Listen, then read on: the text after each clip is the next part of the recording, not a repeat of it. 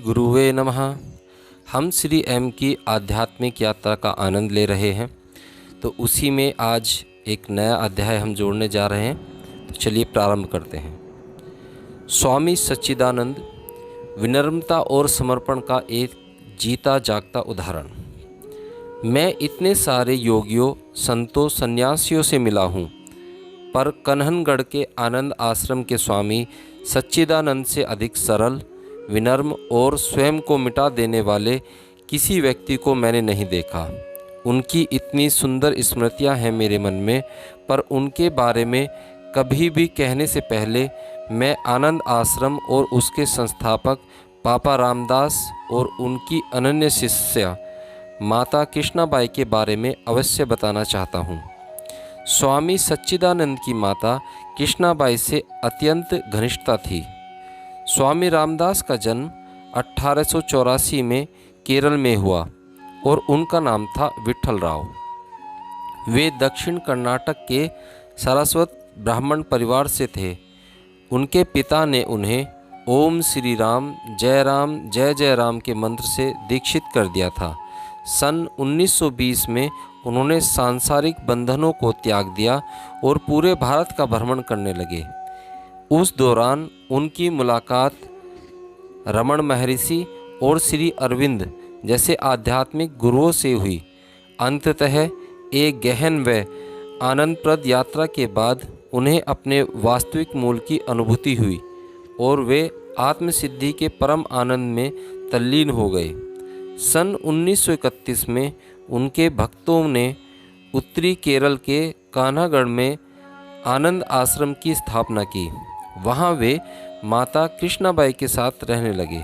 माता कृष्णाबाई ने भी उनकी कृपा से आध्यात्मिक पूर्णता प्राप्त कर ली थी। उन दोनों ने वहाँ के आम जनजीवन को सुधारने के लिए अथक परिश्रम किए। एक स्कूल की नींव डाली, मुफ्त दवाखाना बनवाया और बुनकरों के लिए सहकारी समिति की स्थापना की। सार्वभौमिक प्रेम और सेवा के संदेश को फैलाने के लिए उन्होंने खूब भ्रमण किया। सबसे बड़ी बात कि वे स्वयं उस प्रेम और दया के साक्षात स्वरूप हो गए थे। उनका मंत्र ओम श्री राम जय जय राम आज भी शांति और आध्यात्मिक ऊर्जा बिखेरते हुए 24 घंटे आनंद आश्रम में गूंजता रहता है। बात है सन 1963 में पापा रामदास का देहांत हो गया और आश्रम की देखरेख की जिम्मेदारी माता कृष्णाबाई पर आ गई। माता कृष्णाबाई ने सन 1979 यानी कि 1989 में समाधि ली। स्वामी सच्चिदानंद संन्यास लेने से पहले अनंत शिवन के नाम से जाने जाते थे। वे लगभग 30 वर्ष की आयु में पापा रामदास के संपर्क में आए। सन 1949 में वे पारिवारिक संबंधों को त्याग कर सदा के लिए आश्रम आ गए। उसके बाद उन्होंने संन्यास ग्रहण कर लिया और पापा रामदास और माता कृष्णाबाई की सेवा में जुट गए। माता के देहांत के पश्चात उनके गुरुओं द्वारा उन्हें यह गद्दी विरासत में दी गई और वे आश्रम के प्रधान बन गए। 12 अक्टूबर 2008 में उनका देहांत हो गया। अपने जीवन के अंतिम क्षणों तक वे उसी तरह प्रेम और विनम्रता के प्रतीक बने रहे। स्वामी रामदास और माता कृष्णाबाई की शिक्षाओं का तो मैंने बहुत अध्ययन किया था, पर उनके उस आश्रम में जाने का सौभाग्य मुझे नहीं मिला था और आज मुझे अत्यंत खेद है कि मैं स्वामी रामदास और माता कृष्णाबाई के दर्शन नहीं कर पाया। काफ़ी समय पश्चात पापा रामदास के भतीजे पादुकोने रामचंद्र राव मुझे पहली बार आनंद आश्रम ले गए। हम कार से बेंगलुरु से आनंद आश्रम तक पहुँचे। आश्रम पहुँचते पहुँचते शाम हो गई थी। वहाँ के शांत व सुकून भरे वातावरण ने मुझ पर गहरा असर डाला। उस दिन रविवार था, अतः वहाँ बहुत सारे लोग आए हुए थे, लेकिन कोई भी हरियाली के बीच में पहाड़ी पर स्थित उस मनोहर और आडंबर रहित परिसर की शांति को भंग नहीं कर रहा था। सबसे पहले हमने पापा रामदास और माता कृष्णाबाई की समाधियों के दर्शन किए। जहाँ कुछ लोग ध्यान में बैठे थे। उनको प्रणाम कर रामचंद्र राव मुझे वहाँ के संचालक के पास ले गए, जो बाद में सन्यासी हो गए और स्वामी मुक्तानंद के नाम से पहचाने जाने लगे। स्वामी सच्चिदानंद के देहांत के बाद वे ही अब इस आश्रम के प्रधान हैं। वे सफ़ेद वस्त्र धारण किए हुए थे और मुझे बहुत ही शिष्टाचार और नर्म स्वभाव के व्यक्ति लगे। जल्द ही हमें स्वामी सच्चिदानंद के पास ले जाया गया, जहां हमने उन्हें दंडवत प्रणाम किया। स्वामी सच्चिदानंद उस समय बहुत बूढ़े हो चुके थे। मैंने सुना था उनकी तबीयत भी ठीक नहीं चल रही थी, परंतु उनके चेहरे पर उनकी बीमारी का कोई नामो निशान नहीं था। वे बहुत लंबे और सांवले थे और सन्यासियों का गेरुआ चोंगा पहने थे। बड़ी प्रसन्नता और मुस्कुराहट के साथ उन्होंने धीमे स्वर में हमारी कुशल क्षेम पूछी। फिर उन्होंने जानना चाहा कि वहाँ पर कितने दिन रहने का विचार है मेरा। उसके बाद मलयालम में बोले, इस वातावरण का पूरा फ़ायदा उठाओ। राव ने तुम्हारे बारे में बताया है और मुझे लगता है कि तुम इस शांति में खूब आनंद पाओगे जो पापा रामदास यहाँ बिखेरे हुए हैं। कई लोग उनसे मिलने के इंतज़ार में थे, अतः हमने उन्हें प्रणाम कर विदा मांगी। कल फिर आना, वे बोले, और समाधि पर शाम की प्रार्थना में ज़रूर आना। हमें साधारण से 2 कमरे दे दिए गए थे। वहाँ सामान रखकर मैंने आश्रम का दौरा किया। वहाँ सब कुछ बहुत ही सादा परंतु सुरुचिपूर्ण था। गौशाला में बहुत सारी गायें थे। अखंड नाम जाप यानी कि ओम श्री राम जय जय राम का मंत्रोच्चार लगातार चल रहा था, जिसे एक के बाद एक कई लोग करते रहते थे। शाम को हम समाधि पर पहुँचे। वहाँ आरती हो रही थी और साथ ही सुंदर भजन भी गाए जा रहे थे।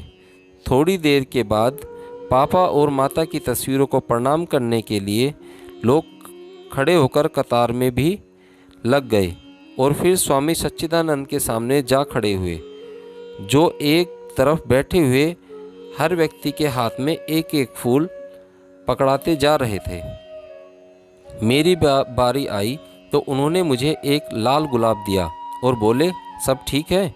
मैंने कहा, जी स्वामी जी। भोजन कक्ष में सादा परंतु स्वादिष्ट भोजन परोसा गया। उस शाम मुझे समाधि पर बेहद आनंद आया और लगभग पूरी रात मैं एक मधुर समाधिस्थ अवस्था में डूबा रहा। मन में विचार आया, काश मेरे भटकाव के दिनों में बाबा जी मुझे यहाँ लाए होते। ये दोनों सचमुच पवित्र आत्माएं थीं। 2 दिन के पश्चात हमने स्वामी जी से आज्ञा मांगी और वहाँ से चले आए। उसके बाद भी कई बार मैं उस आश्रम में गया। स्वामी जी और मुझे एक दूसरे से परस्पर स्नेह हो गया था। ऐसी ही एक भेंट के दौरान जब मैं स्वामी जी से अकेले में मिला तो मैंने उनसे अनुरोध किया कि मुझे इस मंत्र से दीक्षित कर दें।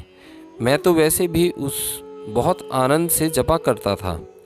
उन्होंने मेरी आंखों में देखा और कोमलता से पूछा, तो क्या तुम इस मंत्र की दीक्षा का पक्का निर्णय ले लिया है? जी हाँ, मैंने उत्तर दिया। क्या तुम्हारे बाबा जी ने तुम्हें इसके लिए अनुमति दे दी है? क्या तुम्हारे गुरुजी ने तुमसे कह दिया है कि तुम मंत्र दीक्षा ले सकते हो? मैंने कहा, जी हाँ। तब ठीक है, कल सुबह आना, तुम्हें मंत्र मिल जाएगा। मैं इतना प्रसन्न था जिसका अनुमान नहीं लगाया जा सकता। अगले दिन सुबह सुबह मैं जाकर स्वामी मुक्तानंद से मिला तो उन्होंने कहा कि स्वामी जी ने मुझे सीधे अंदर चले आने को कहा है। मुझे फ़ौरन अंदर ले जाया गया। स्वामी जी बोले, तो यह मंत्र तुम्हें दिया जा रहा है, पर याद रखना कि यह सारी व्यवस्था पापा करते हैं। तुम्हें दीक्षित करने वाला मैं नहीं हूँ, पापा रामदास ही गुरु हैं और वही तुम्हें दीक्षा देंगे इस मंत्र की। मैं सांस रोके इंतज़ार कर रहा था। शायद पापा रामदास स्वयं आकर मेरे कान में मंत्र फुसफुसाएंगे, परंतु असल में जो हुआ उसे देखकर मेरे आँखों में आंसू आ गए। उस घटना ने मुझे विनय, दीनता और आत्मसमर्पण की पराकाष्ठा का सर्वोच्च सबक सिखाया। स्वामी जी ने एक टेप जारी किया और एक टेप रिकॉर्डर निकाला और उसको चला दिया। फिर बोले, ध्यान से सुनो, यह पापा रामदास की आवाज़ है। वे ही तुम्हें दीक्षा दे रहे हैं। वे तुम्हारे गुरु हैं और मैं उनका एक तुच्छ सेवक। पापा रामदास नर्म स्वर में उच्चारण कर रहे थे, ओम श्री राम जय जय राम। मेरा पूरा शरीर रोमांचित हो रहा था। मैं शुद्ध ब्रह्मा परमात्मा राम परम आनंद में नहा रहा था। ओह कैसा सौभाग्य! स्वयं पापा रामदास द्वारा दीक्षा और ऊपर से ऐसी कृपा की उस उद्मत सौम्य अस्तित्व के चरणों में बैठकर यह सौभाग्य प्राप्त होना था मुझे। बिना कुछ बोले दंडवत प्रणाम कर मैं वहाँ से निकल आया। उस महंत मंत्र के आनंद में डूबे उतरते किसी तरह से अपने कमरे तक पहुँचा। उसके बाद पूरे 2 घंटे तक मैं उस आनंदित सरोवर में रहा। अपने हृदय के एक अंतरंग कोने में उस आनंद को हमेशा के लिए संजोए अगले दिन मैं बेंगलोर वापस लौट आया। उसके बाद भी काफ़ी बार मैं वहाँ गया। वहाँ कई महान आत्माओं और साधकों से मेरी मुलाकात हुई। उनमें से एक से मैं पहली बार आनंद आश्रम में ही मिला। 91 वर्ष के एक बूढ़े स्वामी विश्वानंद, जिन्होंने रमन महर्षि और पापा रामदास के साथ काफ़ी समय बिताया था। 25 बरस तक उन्हें आनंदमयी माँ की सेवा करने का सौभाग्य भी प्राप्त हुआ था। और मेरे प्रिय मित्र एक सच्चे साधक अजय कुमार सिंह से भी मेरा परिचय वहीं हुआ था। ऐसी ही एक यात्रा में वहाँ 3 अनजान साधुओं से भी भेंट हुई, जिन्हें आध्यात्मिक राह पर बहुत ही उन्नत पाया मैंने। उसी आश्रम में मैंने एक प्रिय मित्र जो कि एक सच्चा आध्यात्मिक जिज्ञासु है और जिन्हें मैं अपना बड़ा भाई मानता हूँ, श्रीकांत, उनको भी पाया। वे आध्यात्मिक विषयों पर किताबें छापते हैं और पास ही रहते हैं। उनके प्रति अपना आदर व्यक्त करने का मैं कोई भी मौका नहीं छोड़ता। अंतिम बार जब मैं आश्रम गया तब स्वामी जी बहुत बीमार थे और हैदराबाद के अस्पताल में भर्ती थे। उन्होंने स्वामी मुक्तानंद के हाथों संदेश भेजा कि गुरु पूर्णिमा पर आश्रम में सत्संग करने के लिए मुझे और स्वयं स्वामी शंकरानंद को बुलाया जाए। क्योंकि स्वामी जी बेहद बीमार थे, अतः उनका आना तो अपेक्षित नहीं था, परंतु उसी सुबह वे अचानक आश्रम पहुंच गए। वे इतने बीमार थे कि सत्संग में उपस्थित न रह सके। लौटने से पहले मैं उनसे विदा लेने पहुंचा। दंडवत करने के बाद जब मैं उठा तो ऐसा लगा जैसा कि मैं उन्हें अंतिम बार देख रहा हूँ। उनकी आंखें मानो कह रही थी, बहुत थक गया हूँ इस शरीर का वजन ढोते ढोते, अब उसे उतार फेंकना चाहता हूँ। अगली बार पूरी तरह से मुक्त होकर मिलेंगे।